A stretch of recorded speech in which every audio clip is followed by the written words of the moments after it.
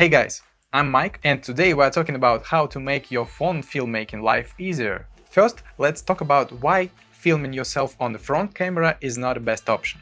Just, the quality is not so good. Just compare this small lens with these huge lenses and the LiDAR system for that really beautiful shallow depth of field. That makes a big difference. And another reason to avoid using the front camera is that constantly staring at yourself while you shoot yourself can disconnect you from the audience, and this is not what you want. Like this. Looks strange, right? I'm just looking at myself on the monitor right now, and that feels weird, right? That feels better. Like, way better. Connection. Right? But what you want is to maintain that connection with the viewer.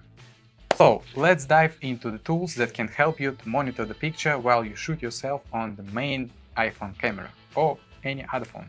The first and the most popular tool is Apple Watch. I have personally used it really often and it's really convenient. No need to install anything, that works just right out of the box. Just simply open the camera app on your Apple Watch and you're ready to start recording or adjust your framing. Another option is to put your Apple Watch on a phone while you're shooting, so you won't have to look down just to see the picture from your phone, and you can use it as a wireless controller. Another great way to monitor a picture from your camera is by using AirPlay with your Mac or TV. You can wirelessly connect your phone to a Mac or a TV and see the picture on a larger screen. But keep in mind that it can bring some video delays, and a stable internet connection is really crucial for this case.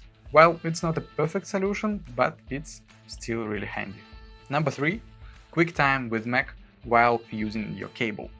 So, if you have a Mac, you can use a QUICKTIME player to monitor the picture from your phone right on your Mac. Just simply connect your phone to your Mac using a lightning cable, open QUICKTIME player, and choose the option to record from the connected phone. This is my main tool that I use while doing these talking headshots. Works super stable without any delays, so that's a perfect one for me.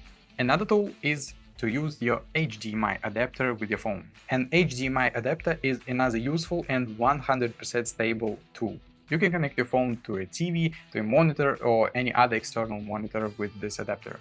That works really great if you want to see the picture on a bigger screen, also has no delays, works not only with iPhones. And the final tool is external apps for Mac or iPad. There are also external apps available for your Mac or even iPad, which can be incredibly useful. These apps provides additional features not only to monitor the picture from your phone, but also to control your camera and control your camera settings, giving you more flexibility and control over the filming process. These apps often provide additional features like external audio recording, using filters, and even ability to stream. But this topic is so wide, so we will go deeper on that in another video. So choose the method that suits your needs and your equipment. And now, when you are ready to start shooting, don't forget to charge your phone to not miss out that precious footage. And to learn how to charge it right and why you were doing it wrong, go quickly watch this video. This one. This one.